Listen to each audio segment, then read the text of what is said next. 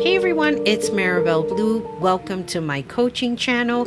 If you are new here, please take a moment and consider subscribing. And if you are not new, welcome back. So this is a woosah moment. This is my coaching channel. We do not talk politics on this channel unless absolutely necessary, and it will only be relating to mental health in one form or another. So today we are going to talk about the addiction to TikTok or any other social app. And I felt like I needed to talk about this mostly for myself and the experiences that I've been having. I went through my chat GPT. There were some notes that I took here. So every now and then I'll probably look to the side just so that I could bring up some notes that's very important.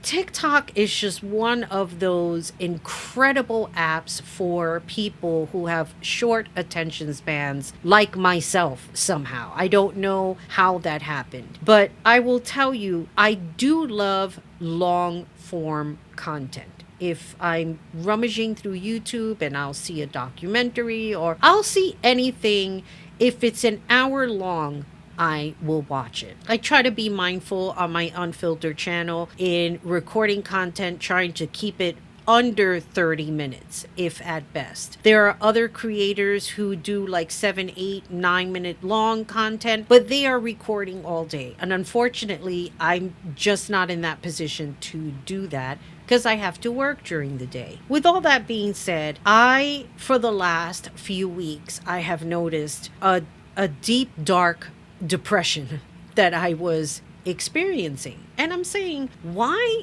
am I feeling this way? It was almost as if I would look at something or I would be partaking in something, and then later on, I would just not feel good mentally. And I wasn't putting the correlation together. I have been involved in people's lives. And when I say involved, either sometimes getting on the panel, sometimes most of the time staying on the chat, really comparing my level of intelligence, of understanding what's been going on in the political climate as opposed to everybody else. And in that comparison, it doesn't make me feel good about who I am, forgetting that my strong suit is life coaching, is helping people to feel good about themselves, and then defining what is happening in that moment that you wake up feeling good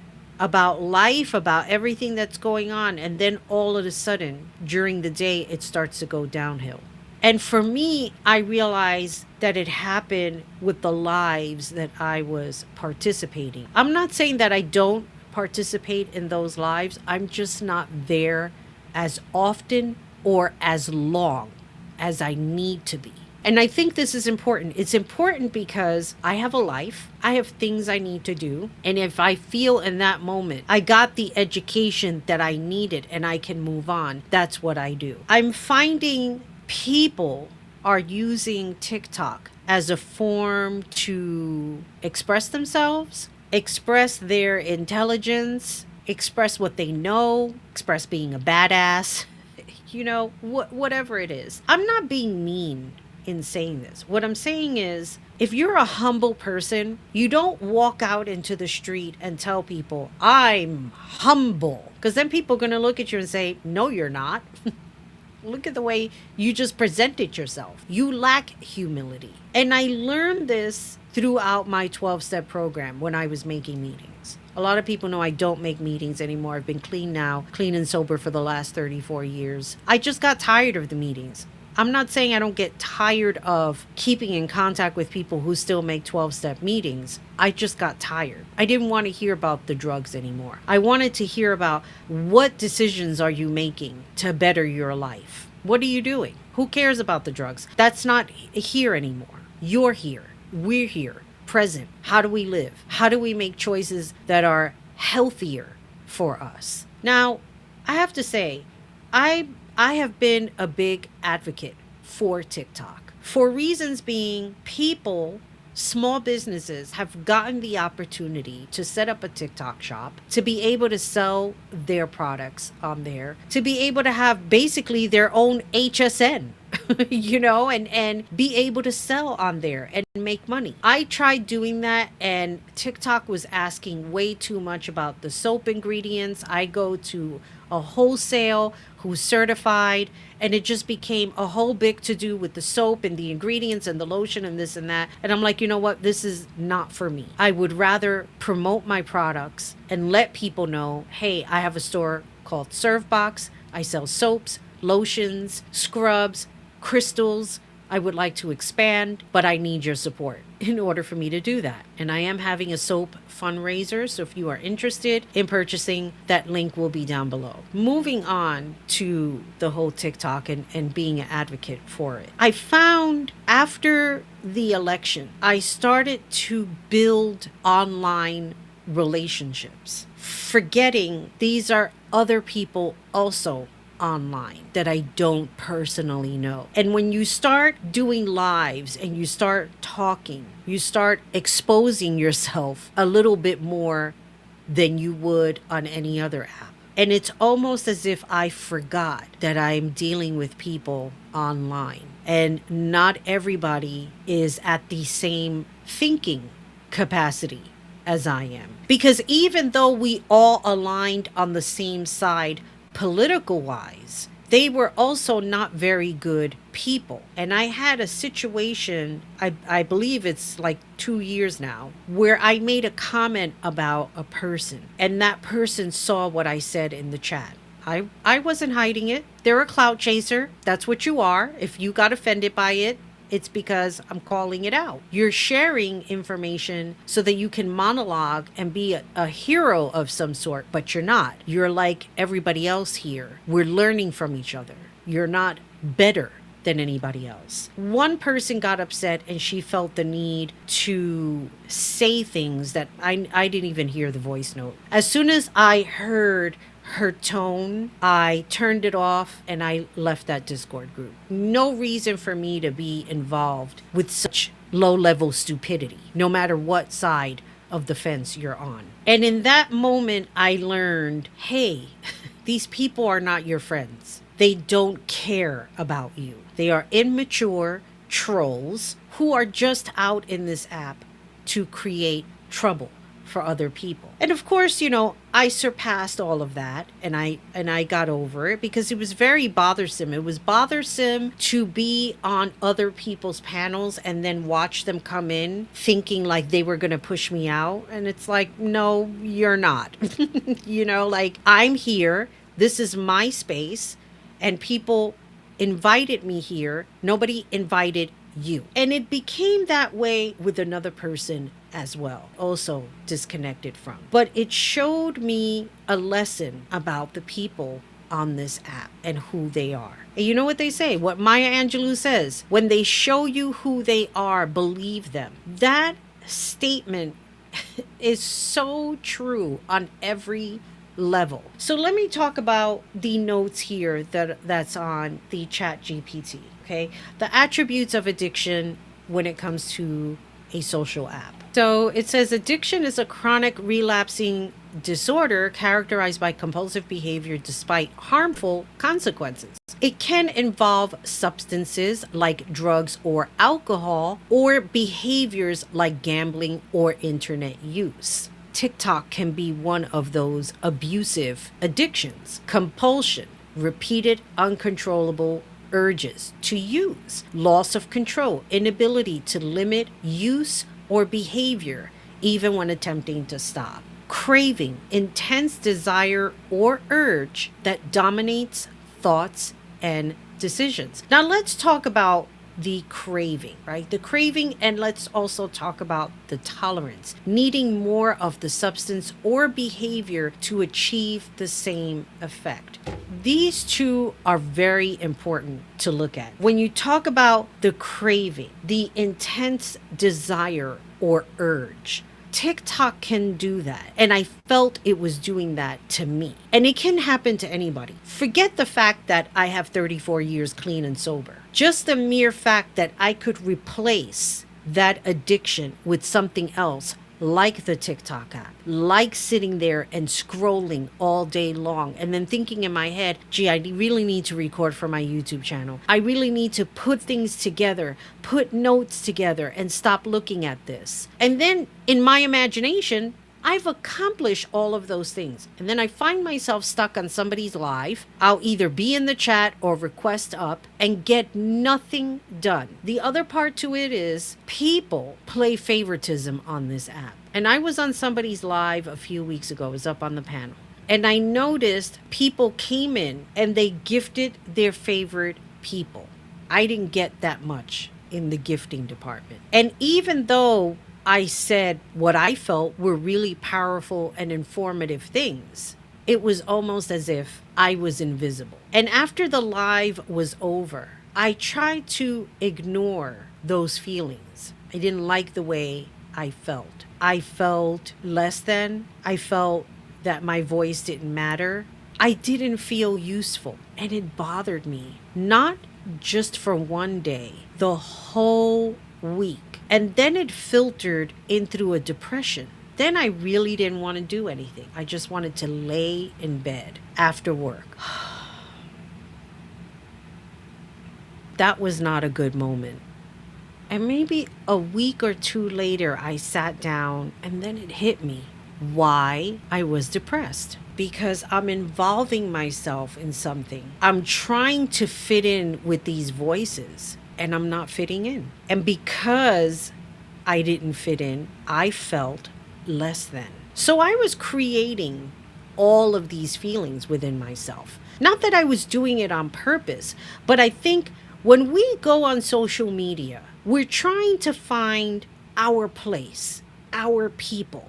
And it's hard because these are people online that we don't know. A lot of the times we don't see their faces. There was a man who passed away, right? Not too long ago. He passed away maybe about 2 months ago. Nobody ever saw his face. And when he showed his face, it was like behind this filter. He had a distinct voice, very well known, very popular. And there was a girl on there who basically was taking over everybody's lives when they were able to find that he was in the hospital, and everybody basically wanted to come up and say goodbye to him. The horrible thing is she was picking and choosing who can say goodbye to him. She's never known him. Like, she's never met him in person, but she was making choices for other people she had no business making choices for. And that became a whole other drama behind that, behind her, things that she allegedly did, arguments that she was having with other people. I don't know her that well, so I'm not going to sit here and say all of the things that everybody was saying about her was verifiable and it was true. I don't know. All I know is when an incident happens like that, you have to find ways to let go. This was a person who was well known by many on an app. They did not know his real name. They did not know what he looked like. And even at the end, when he put a video up in the hospital, he wore a mask as to not have his face be seen online. This is the levels of privacy that people will go through just to get a message out and not have the facial recognition behind that message. Because for them, the message was more important than showing their face. What happens when this tumbleweed, if you will, or domino effect, when all of this starts to happen, when the drama starts to escalate, we start neglecting our mental self-need to say, I'm putting my foot down. I'm not going to get involved with this drama. I'm not going to sit here and listen to people arguing with one another about one person. I need to live my own life. I need to continue what I set out to do, because if I sit here on this app listening to all of you and talking about to myself the things that need to get done and they're not getting done, I'm not going to feel good about myself in the end. It really comes down to Discipline, putting your foot down, not neglecting things that need to get done. If you have to put things on a calendar, if you say, I don't want to stop using TikTok completely, I want to be able to stay informed with whatever it is that you go to TikTok on for, put yourself on a timer. Have like an external timer. So I am going to spend either 30 minutes, 45 minutes, even an hour, because let me tell you something, an hour can go by fairly quickly. Put yourself on a timer. And once that timer goes off, turn the app off, log off, do whatever it is that you need to do. It really is about discipline. With discipline comes the higher level of self-esteem. When you sit there on an app all day long, your self-esteem is going to go down at some point. When the day turns into another day and 2 days and 3 days, and then before you know it, a week has gone by and you didn't accomplish the things that you wanted to accomplish because you're too busy sitting on an app. So doing things in a disciplinary way where you're setting time out. This time I'm going to go work out. This time I'm going to do this. This time I'm going to do that. I'm going to have dinner and I'm not going to look at my phone and not enjoy my food. I'm not going to be scrolling and eating at the same time. These are the things that must be done.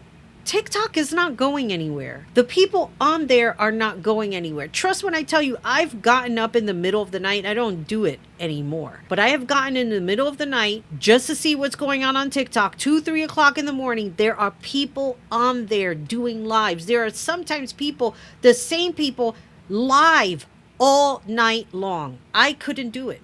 I was doing lives, and while it was all fun and good, after 4 hours, I'm like, listen, I'm not making money off of this shit because, I'm not one of the popular creators. So I'm not going to make like hundreds of dollars in one night. I'm not probably giving that information that people are looking for when they're looking for lives. So I didn't feel it behooved me to sit there for 4 hours for 5 cents. I'm sorry. It just, the emotional stability or it didn't give me emotional stability to sit there for 4 hours and not feel like I was contributing in some sort of way. It almost felt like, well, my information is irrelevant, so you don't deserve to make any money behind that. Everybody deserves a gift in one form or another. But when people start playing favorites, it doesn't make other people feel good. It also doesn't help when you're on a panel trying to sound like a badass. That also doesn't help either. You're not really giving information other than saying, well, if it all comes down to this is what I'm going to do. That's not helping either. I think in closing, it's important for all of us to understand the discipline, the being present, the physicality of being you and not a reflection of you through somebody else. And I think this is the most important part. If you're interested in more of my life coaching and what I have to offer, please visit marabelleblue.com. All of the information is there. If you want to work on accountability, if you want to work on communication with relationships, if you are interested in even Reiki healing, we can combine things together to help you on your journey. And as always, remember, be good to yourself, be good to each other, and most importantly, take care of you. And until then,